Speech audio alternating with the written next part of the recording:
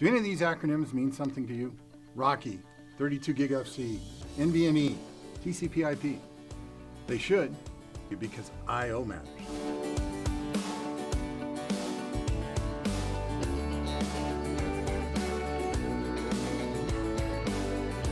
Hi, this is Todd Owens. I'm the Technical Field Marketing Manager at Marvell on the HPE team.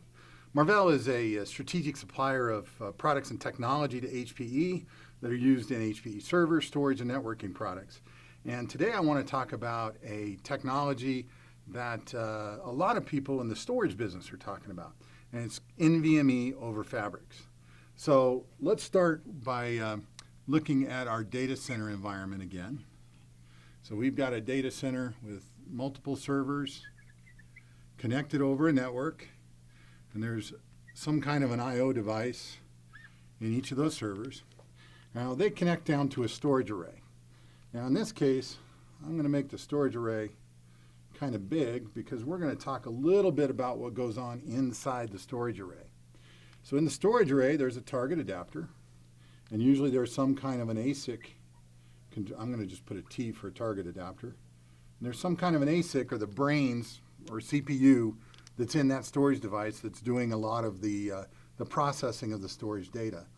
And then sitting in that storage device is usually some form of disks, a bunch of disks that go into your array. These disks in the old days used to be connected by SAS or SATA through some kind of a controller to that ASIC. But in the newer technology, what we're starting to see is a little network in here. And this network is using RDMA enabled networking that runs NVMe over an RDMA fabric. So NVMe over fabric. So inside the newer technology arrays, what you're going to see is a SATA and SAS disk replaced by a low-cost, low-latency network inside the disk array itself connected to the ASIC. The challenge is you're still talking Fibre Channel or iSCSI, for the most part, to the network. But over time, that's going to change, right? So we've got NVMe, that's our disk, and it could be our disk up in our servers as well. But eventually, we need that NVMe to be coming out of the array. We need native NVMe connectivity up to our I/O devices. So all of these devices need to be NVMe ready, right? They need to be NVMe enabled. It's not here today, but it's coming. The picture I've drawn here is essentially an HPE Primera. Today, Primera uses Fibre Channel connectivity to the network through the target adapter. Over time, that Fibre Channel is going to get replaced with NVMe. So let's talk about the different type of fabrics that we can have here. So NVMe, we call it NVMe over Fabrics. So the first thing, and the one that will probably be the most common, is FC-NVMe. NVMe. There we go. Why do I say it'll be the most common? Because most storage arrays today are connected on a Fibre Channel SAN. And the good news for HPE customers out there, HPE has been future-proofing customers with 16 gigabit and 32 gigabit Fibre Channel infrastructure that's already NVMe enabled. The Fibre Channel adapters up here in the servers, the switches down here in the fabric are all NVMe ready today. So any customers deployed HPE 16 or 32 gig adapters already can connect to an NVMe array in the very near future. So this is essentially no real change for the customer. They've already got the infrastructure. One thing to be aware of is looking for adapters that can run FC-NVMe and the traditional FCP protocols concurrently, because what that enables you to do is not have to rip and replace your environment. So I can take another disk array that's sitting out here, that's my legacy disk array that's running Fibre Channel, and I can add in a new NVMe array and still run my Fibre Channel array because I can currently run FCP and NVMe on the same system. I don't have to add new adapters up in the server. So that's something to be cognizant of. The other way that we can get NVMe over a fabric is with using Ethernet, okay? So if we use Ethernet, we have two ways of doing this. Well, two ways that people talk about today. One is NVMe over RoCE, RDMA, and the other one is NVMe over iWARP, RDMA. Now, the reason they talk about RDMA is you're using NVMe, which is a lower latency, higher performance disk, so obviously you want to use a low latency network.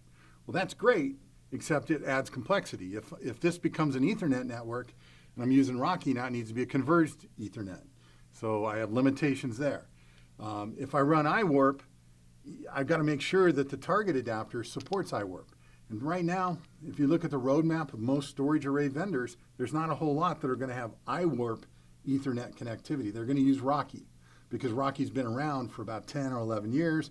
It's considered to be more proven than iWARP from a storage perspective. And we all know that storage people are very conservative when it comes to deploying technology. There's a new kid on the block. As of November of 2018, there was a new NVMe spec that was ratified, and that's NVMe over TCP, okay? This is no low latency, just standard TCP IP. The advantage here is, think about the customer who has the installed base of servers today. They have a bunch of 10 gig adapters in those servers, a bunch of blinky lights in the data center, as we say.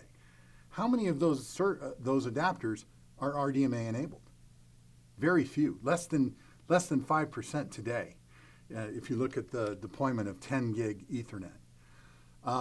That means 95% of the servers in the data center, if you want to connect to one of these new systems, you're going to have to change the adapter in the server. That's not a very likely scenario for most customers. So in a greenfield environment, sure, we can use FC-NVMe. If we've already got a SAN, we can use RoCE or iWARP. Probably RoCE, again, because that's what the storage guys are going to come out with. But for most customers, TCP is good enough. Now, the way I equate this, if we take iWARP out of the equation, assuming there's going to be no arrays that support iWARP today, okay? We end up with three different approaches: Fibre Channel, RoCE, and TCP. Let's look at where we are today. When we connect storage devices to a network today, how do we do that? We have three choices: Fibre Channel, FCOE, and iSCSI. Well, Fibre Channel, FCOE, and iSCSI, right?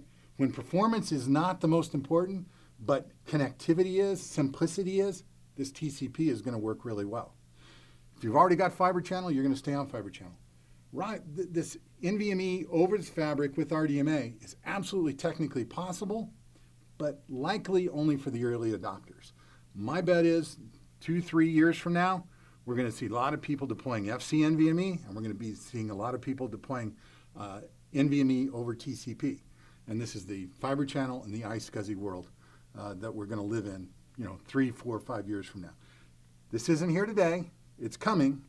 But what you want to do is make sure you use Hewlett-Packard Enterprise I/O devices that allow you to future-proof the servers that you're deploying today for the NVMe arrays that are coming tomorrow. And that means 10 or 25 gigabit Ethernet adapters that support RDMA and Fibre Channel adapters that are 16 or 32 gig and that support NVMe over Fibre Channel transfers. Thanks for watching. This is Todd Owens. My contact details are below here. Feel free to reach out to me at any time with any questions that you might have relating to I/O technology.